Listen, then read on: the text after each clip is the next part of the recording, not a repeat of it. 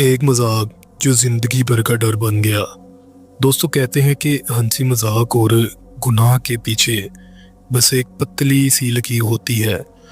कभी कभी जो चीज़ हम फन समझ कर रहे होते हैं वो किसी और की नहीं अपनी ज़िंदगी बर्बाद कर देती है।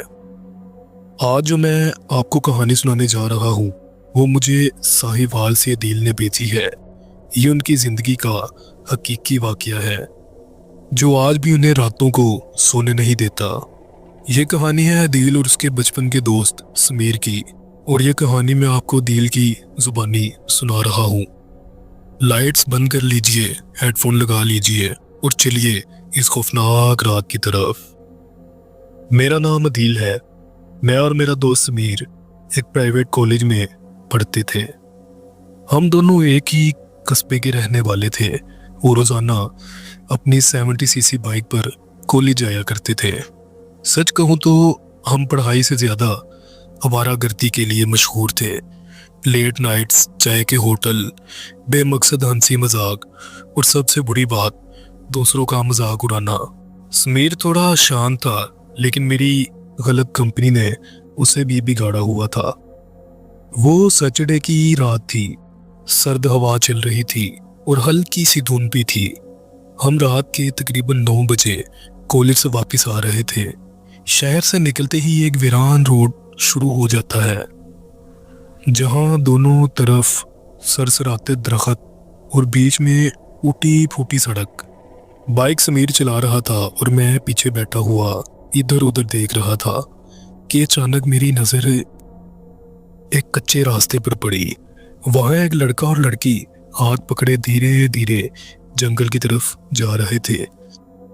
मैंने फौरन समीर के कंधे पर हाथ मारा, बाइक रोकी। समीर ने हैरानी से पूछा, पागल हो गया है क्या? मेरी आंखों में जलन थी।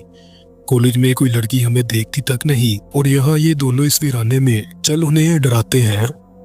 मैं हंसी में कहा। समीर ने मना किया लेकिन मेरी जिद के आगे वो हार गया। बाइक रोड के किनारे छोड़कर हम दोनों उनके पीछे चल दिए। पूरा एरिया इतना खामोश था कि अपनी सांस की आवाज भी अजीब लग रही थी। तकरीबन 10 मिनट चलने के बाद वो दोनों एक पुराने कुएं के पास रुक गए। हम एक दरख्त के पीछे छुप गए। समीर ने कान में कहा, अदील मुझे अच्छा फील नहीं हो रहा। लेकिन मैं रुकने वाला नहीं था। मैं धीरे से बाहर निकला और उस लड़के के कंधे पर हाथ रखा और बोला, यहाँ क्या कर रहे हो? जैसे ही दोनों ने गर्दन घुमाई मेरी रूह कांपती। उनके चेहरे आधे जले हुए थे, आंखों की जगह गहरे खाली गड्ढे थे और लड़की के बाल जैसे जले हुए राख जैसे। समीर की ये मंजर देखकर चीख निकली और वो भागते हुए पीछे की तरफ भागा। मैं भी जान बचाकर भागा।